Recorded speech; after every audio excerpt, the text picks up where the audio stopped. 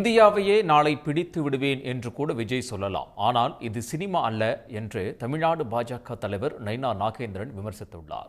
கிருஷ்ணகிரி மாவட்ட பாஜக அலுவலகத்தில் செய்தியாளர்களை சந்தித்தவர் 10 வேட்பாளர்களின் பெயரை விஜய் சொல்ல முடியுமா என்றும் கேள்வி எழுப்பினார்.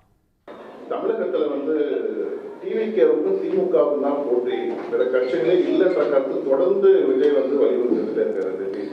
அதாவது சொல்லணும்னா எது வேணாலும் சொல்லிட்டு போகலாம். இந்தியாவே நான் நாளைக்கு ஆண்டு பிடிச்சிருவேன் அப்படின்னு சொல்லலாம். திமுக சொல்கிற மாதிரி தான், 100 நாள் வேலை திட்டத்தை சொல்கிற மாதிரி தான். இது மாதிரி சொல்லிவிட்டு அது பாட்டு கிடக்கு. தம்பி விஜய் சொல்லிக்கிட்டே இருக்காரு. இது சினிமா இல்லை. தேர்தல் தேதி அறிவிக்கணும், வேட்பாளர்களை போடணும், போடக்கூடிய வேட்பாளர் விலை போகாமல் இருக்கணும், அவங்களுடைய பூத் பொறுப்பாளர் விலை போகாமல் இருக்கணும். பூத் பொறுப்பாளர்களே கிடையாது, கட்டமைப்பே கிடையாது. யார் வேட்பாளர் இப்போ அவங்க சொல்ல முடியுமா? சொல்ல முடியாது. 234 தொகுதி இருக்குது. வரிசையாக ஒரு 10-15 பேரை வரிசையாக சொல்லுங்க பார்ப்போம். ரெண்டாவது அதுக்கப்புறம் பேசிக்கலாம். உடனுக்குடன் செய்திகளை தெரிந்து கொள்ள சன் நியூஸ் பெல் ஐகானை கிளிக் பண்ணுங்க.